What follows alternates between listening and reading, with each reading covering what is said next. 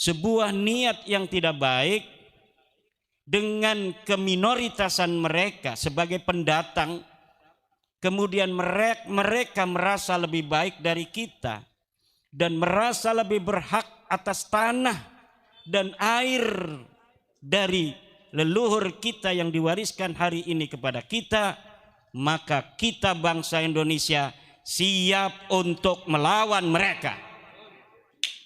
Assalamualaikum warahmatullahi wabarakatuh, sahabat Hamzah Nodi Channel. Pada kali ini kita akan sama-sama menyaksikan penggalan dari ceramah atau video dari Kiai Haji Imaduddin ketika beliau silaturahmi ke Abuya Mama Ghufran Al-Bantani. Nah, jadi di sana beliau sempat mengakui atau berstatement bahwa ada fakta menarik yang harus kita saksikan bersama-sama ya guys ya. Oke, bagaimana keseruannya kita simak video berikut ya guys ya. Indonesia bukan hanya saudara sebagai sebuah bangsa yang berada di dalam negara kesatuan Republik Indonesia, tapi Indonesia juga adalah saudara nasaban secara nasab. Jadi kalau umpamanya di tes DNA seluruh bangsa Indonesia, maka seluruh bangsa Indonesia ini tes DNA-nya saling bersaudara.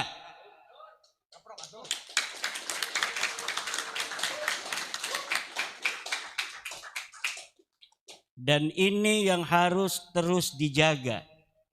Negara Kesatuan Republik Indonesia ini adalah amanah dari para leluhur-leluhur kita, para the founding father Negara Kesatuan Republik Indonesia, guru kita para alim dan para ulama yang telah bersepakat dalam berbagai macam perbedaan dari suku bangsa, perbedaan bahasa, tetapi Indonesia adalah bersaudara dalam bingkai Negara Kesatuan Republik Indonesia, Pancasila, Undang-Undang Dasar 45 dan Merah Putih. Dan ini yang harus terus menjadi pusat perhatian setiap pemikiran anak bangsa, geretak hati anak bangsa Indonesia untuk tidak boleh orang dari luar bangsa Indonesia kemudian ikut campur di dalam kebangsaan kita, kemudian mempengaruhi untuk bangsa Indonesia ini bercerai-berai. Kita harus lawan setiap upaya-upaya, baik dari dalam maupun dari luar, baik dari luar maupun dari dalam. Siapa orang yang sudah kita anggap menjadi bagian dari bangsa Indonesia, walaupun dengan perbedaan suku karena mereka pendatang dulunya, kalau mereka berbuat baik, mereka mau bersama kita membangun negeri kita ini, negeri warisan leluhur kita, negeri warisan daripada orang-orang tua kita, kita welcome. Tapi apabila ada di dalam hati mereka sebuah niat yang tidak baik dengan keminoritasan mereka sebagai pendatang, kemudian mereka merasa lebih baik dari kita dan merasa lebih berhak atas tanah dan air dari leluhur kita yang diwariskan hari ini kepada kita, maka kita bangsa Indonesia siap untuk melawan mereka.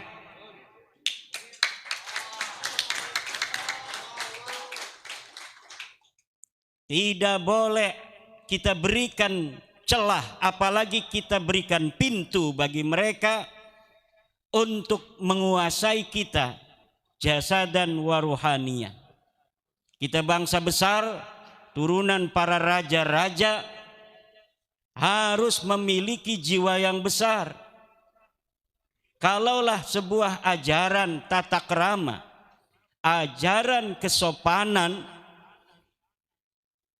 sementara ajaran itu akan membawa kita menjadi inferior, bangsa yang merasa rendah diri sejajar dengan bangsa-bangsa lainnya, maka saya mengharapkan sopan santun itu dihilangkan. Apabila sopan santun anggah ungguh, tetapi kemudian sopan santun dan anggah ungguh itu menjadi celah, apalagi pintu bagi bangsa lain untuk menguasai bangsa kita, saudara-saudara kita, maka sopan santun anggah ungguh seperti itu untuk mereka dihilangkan, bahkan dihapuskan.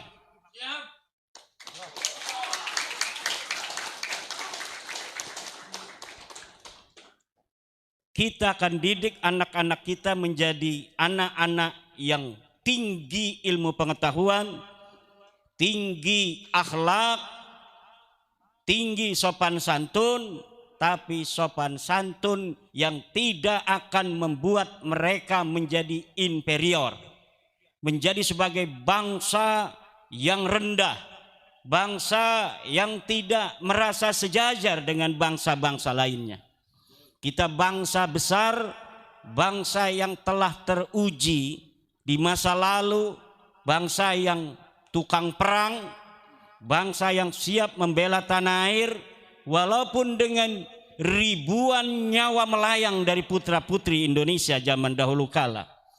Perang Surabaya telah membuktikan betapa putra-putri Indonesia rela untuk menghilangkan kehilangan nyawa mereka demi kemerdekaan mereka dan demi anak cucu mereka di masa yang akan datang. Itu setelah kemerdekaan. Sebelumnya di zaman-zaman kerajaan, bagaimana Majapahit berperang melawan Mongolia. Mongolia yang dapat mengalahkan Khazar, Mongolia yang dapat mengalahkan Baghdad, Mongolia yang dapat mengalahkan Eropa, tetapi ketika berhadapan dengan Jawa, dengan Majapahit, Mongolia lari terkucar kacir pulang ke negeri mereka masing-masing.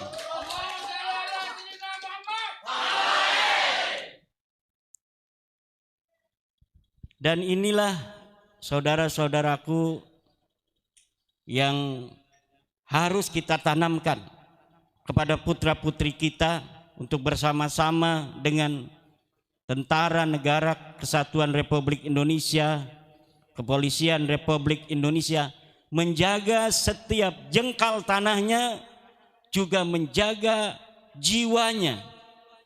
Karena cita-cita kemerdekaan Negara Kesatuan Republik Indonesia bukan hanya bangunlah badannya, tapi juga bangunlah jiwanya. Bangunlah jiwanya, bangunlah badannya untuk Indonesia Raya. Indonesia Raya, merdeka, merdeka. Negeriku yang ku cinta, Indonesia Raya, merdeka, merdeka. Hiduplah Indonesia Raya, merdeka. Merdeka. Kemerdekaan itu adalah hak segala bangsa. Dan oleh sebab itu, maka penjajahan di atas dunia harus dihapuskan karena tidak sesuai dengan pri kemanusiaan dan pri keadilan.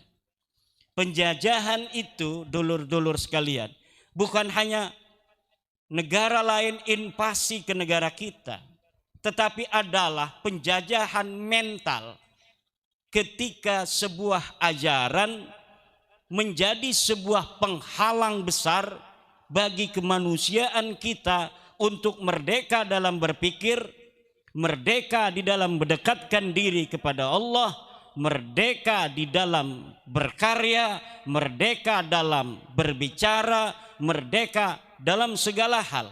Kemerdekaan adalah hak sepan. Leluhur kita telah mencoret dengan tinta emas sejarahnya masa lalu. Ribuan nyawa dari mereka melayang demi kita hari ini. Mencoret indah tinta emas kesejarahannya di masa lalu, kemudian dia mati sebagai pejuang yang hari ini makamnya kemudian berubah bukan sebagai nama leluhur kita, tapi seakan-akan dia bukan orang Sunda, dia bukan orang Jawa, dia bukan orang Aceh, dia bukan orang Maluku, dia bukan orang Papua asli, dia bukan orang NTT asli, dia bukan orang Bali asli, dia bukan orang Madura asli. Seakan-akan yang dulu berjuang demi kita hari ini adalah bin Yahya, adalah Asegaf, dan itu sudah ada makam-makam yang dirubah namanya menjadi nama-nama semacam itu, dan kita tidak boleh biarkan, siapapun tidak boleh biarkan. Ini santri jangan diem aja. Santri narkib ngaji kitab tapi ada di kampungnya buyutnya menjadi bin Yahya di Maja. Ngedekukul.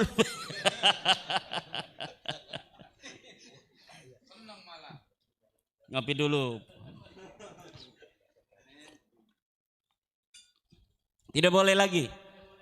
Dan ini alhamdulillah di keluarga besar kita, Abah di Jogja, itu di keluarga-keluarga keraton Jogja beberapa makam-makam palsu.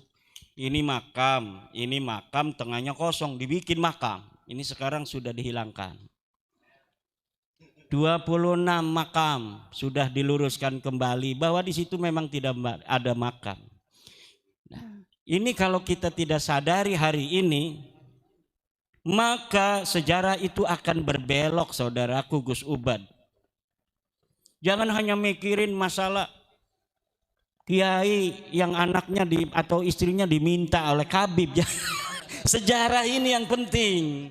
Ini sejarah ini kalau berubah hari ini, misalnya ini Pak Tentara, ini ada sejarah NU dirubah. Sejarah NU yang kita kenal adalah bahwa Mbah Hasyim Asy'ari adalah pendiri Nahdlatul Ulama dengan puluhan kiai-kiai Surabaya, kiai-kiai Jawa Timur, kiai-kiai Cirebon, kiai-kiai Majalengka, Jawa Tengah dan lain sebagainya. Tetapi hari ini berubah, katanya yang mendirikan adalah kabib-kabib, kemudian memerintahkan kepada Mbah Hasyim Asy'ari untuk menjadi ketua. Karena mereka tidak boleh jadi ketua, katanya karena imigran. Belanda tidak memperbolehkan imigran menjadi ketua perkumpulan. Akhirnya walaupun para kabib ini yang mendirikan, yang dijadikan ketua adalah Mbah Hasyim Asy'ari. Ini tidak ada sama sekali dalam sejarah pendirian NU narasi-narasi sejarah historiografi semacam ini. Tapi ini mulai dibangun, mulai diciptakan untuk apa? Agar menjadi sebuah legal standing bagi mereka di masa depan untuk menguasai Nahdlatul Ulama. Mereka ada legal standing menjadi ketum, ada legal standing nanti menjadi rais am. Kenapa?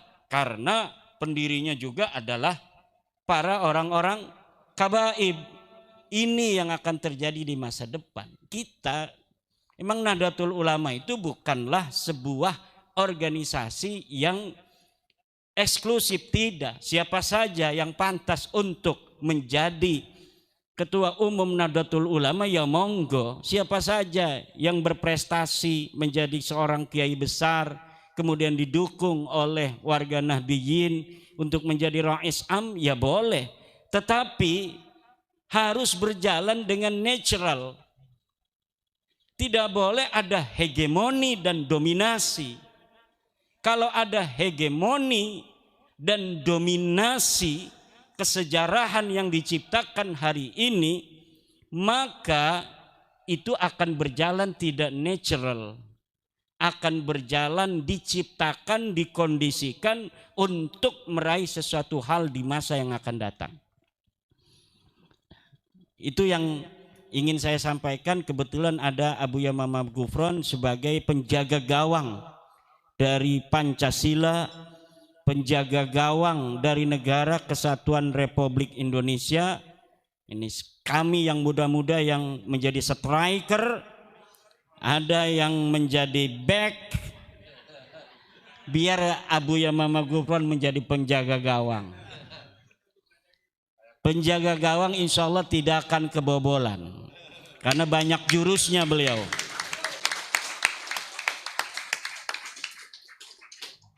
Abuya ini adalah murid dari Abuya Armin Cibuntu, mursyid Thariqah Al-Qadiriyah wan Naqsyabandiyah, yang merupakan murid daripada Abuya Asnawi Caringin. Abuya Asnawi Caringin adalah seorang mursyid thariqah dan pejuang Negara Kesatuan Republik Indonesia. Beliau berperang tahun 1926 bersama seluruh murid-murid thariqahnya untuk berusaha memerdekakan Indonesia ini yang masih dijajah oleh Belanda. Walaupun perjuangan beliau ini belumlah tercapai, tetapi adanya perang Caringin 1926 itu telah menjadi catatan Belanda untuk bersikap lebih baik kepada bangsa Indonesia, dan menjadi catatan bahwa apabila seluruh Negara Kesatuan Republik Indonesia kemudian mempunyai kesadaran yang sama, maka saya kira tahun itu, tahun 1926 atau beberapa tahun setelahnya, Indonesia sudah merdeka. Tetapi ternyata Indonesia baru ditakdirkan Allah untuk merdeka 1945. Tentu di situ ada hikmah dari Allah Subhanahu wa taala, kenapa harus tahun itu. Abuya Syekh Asnawi Caringin juga memiliki murid Syekh Abdul Muttalib Empang. Nah, saya mengambil thariqahnya dari jalur ini. Abuya Mama Gufron dari jalur Abuya Armin Cibuntu, saya mengambil dari Abuya Abdul Muttalib. Cuma beliau ini sater. Jadi thariqah yang sater, mempunyai murid hanya beberapa orang. Kemudian kalau Mama Armin Cibuntu waliullah masyhura, wali Allah yang masyhur. Jadi memang beliau dikenal seorang wali, beliau banyak tamu, banyak murid dan lain sebagainya. Ada wali-wali Allah itu yang oleh Allah diizharkan, diibrazkan. Ada wali Allah yang diikhfakan. Dalam setiap masa ada kekasih-kekasih Allah yang alladzina la khaufun alaihim walahum yahzanun, itu mereka yang diibrazkan untuk menjadi suri tauladan bagi manusia. Ada yang diikhfakan untuk mempunyai beberapa murid saja, kemudian diberikan setiap generasi demikian ila yaumil qiyamah. Keduanya sama-sama bermanfaat bagi umat untuk menjaga warisan daripada wirasatan nabawiyatan min Sayyidina Muhammadin ila Sayyidina Ali ibn Abi Talib, summa ila man ba'dahu, summa ila man ba'dahu, summa ilaina fi yaumina hadha. Alhamdulillah. Maka beliau sebagai seorang pengamal mursyid thariqah yang memiliki nilai-nilai kepahlawanan dari leluhur thariqah Qadiriyah ini tidak bisa diragukan lagi. Karena secara nasaban, secara sanadan, beliau memiliki nasab dan juga sanad pejuang untuk kemerdekaan Negara Kesatuan Republik Indonesia. Boleh tepuk tangan untuk Abuya Mama Gufron. Kemudian mengenai tadi Gus Ubad nanya apa motivasi asal muasal saya meneliti nasab. Itu sudah lama. Sekarang mah bagaimana pasca terbuktinya bahwa para kabaib ini bukan keturunan Nabi, apa yang harus dilakukan oleh bangsa Indonesia, terutama dilakukan oleh para kabaib ini sendiri? Ya, satu, adaptasi, menerima bahwa memang secara ilmu nasab mereka tidak terbukti sebagai turun Nabi, secara ilmu sejarah mereka tidak terbukti sebagai turun Nabi, secara ilmu biologi DNA mereka punya DNA bukan DNA keturunan keluarga Nabi besar Muhammad sallallahu alaihi wasallam. Kenapa harus menerima? Karena kemuliaan di atas dunia ini tidak ada yang berlandaskan dengan keturunan. Orang-orang besar banyak yang dia mencapai kebesaran dan kemuliaannya tanpa nasab yang dia jadikan sebuah landasan, dijadikan sebuah gacon, dieksploitasi oleh dia untuk mencapai tujuannya. Tidak ada. Kebanyakan para ulama besar mencapai kemuliaan keulamaannya dengan sungguh-sungguh belajar. Siapa saja jadi ulama bisa, apakah dia anak orang biasa, dia anak seorang pedagang, dia anak nelayan, dia anak petani, bisa untuk jadi ulama. Kalau mau jadi presiden, tidak harus anak presiden.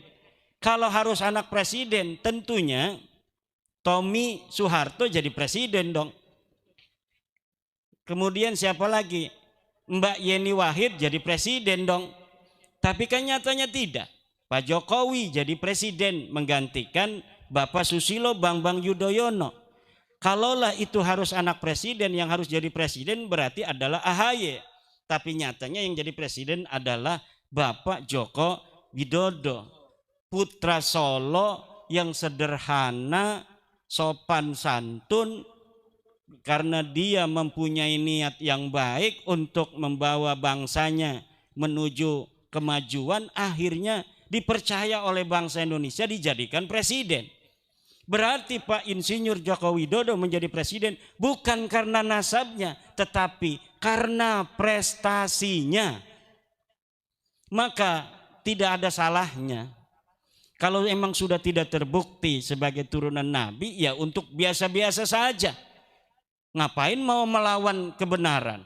Ngapain mau ngomong-ngomong bahwa DNA haram? Ini katanya DNA haram.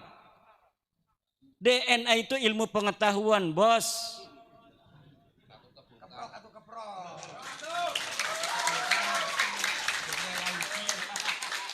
Nggak bisa kita haram-haramin.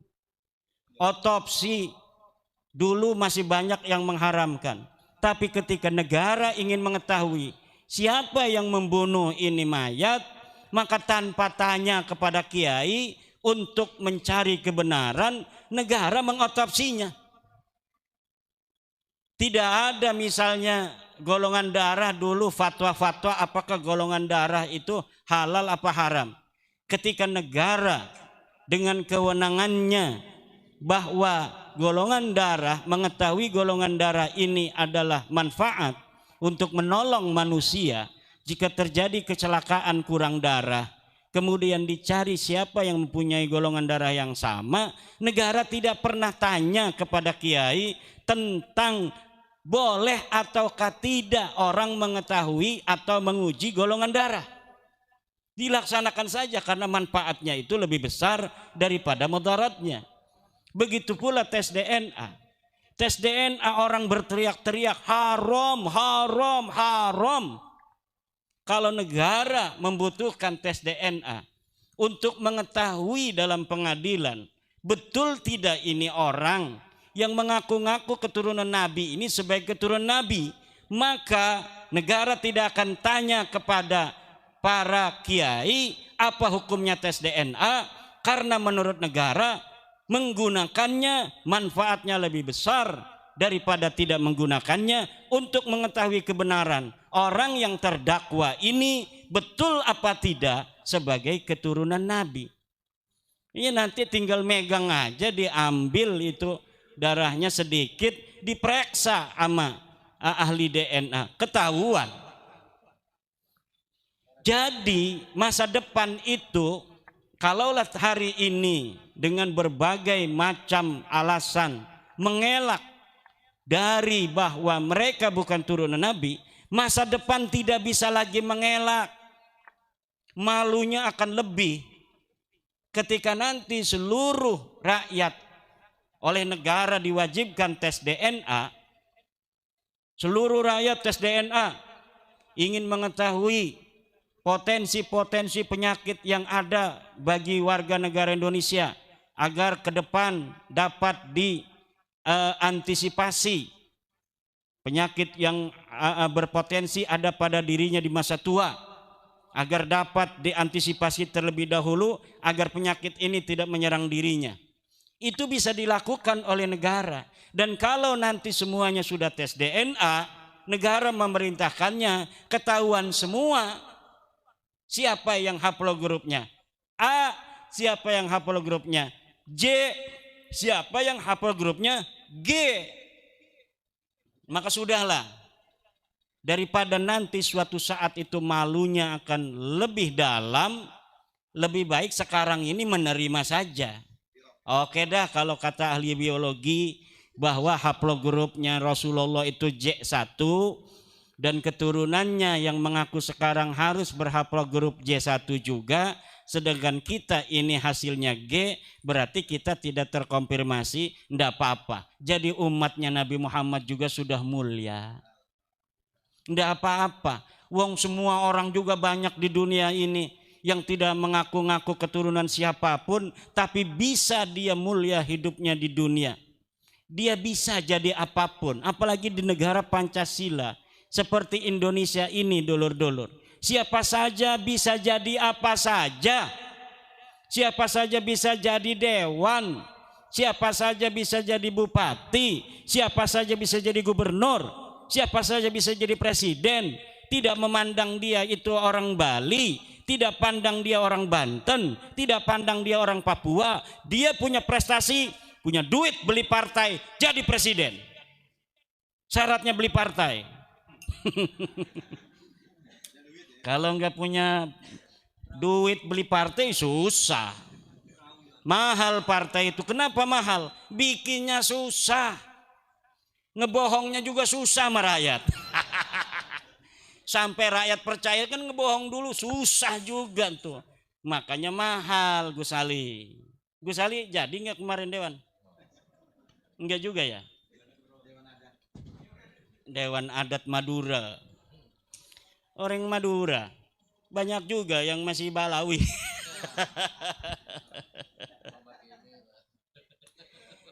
Saya orang Madura mau ke Madura ditolak. Gimana nih Gus Ali nih? Iya, gimana saya ini?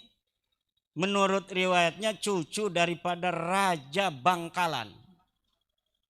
Raja Bangkalan.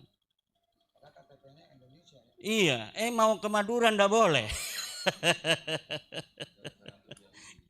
Ya, ya ini alhamdulillah, terima kasih Abuya Mama Gufron bisa silaturahmi ke pondok saya yang sederhana. Mudah-mudahan ini membawa berkah ini bagi para santri jadi kiai semua. Abah doain.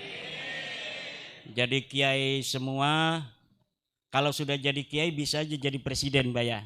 Ada yang nanti yang jadi presiden, ada yang jadi menteri, ketua BUMN, menteri BUMN, supaya nanti teman-teman dia yang punya pondok bisa dibantu dari CSR-nya BUMN itu.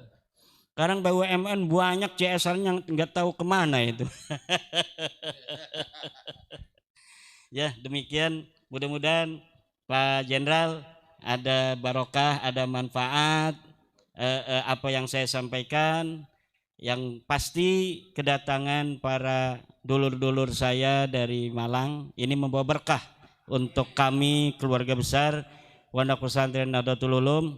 terutama juga untuk bangsa Indonesia dan juga untuk para keluarga kita, saudara kita, para habaib itu bah.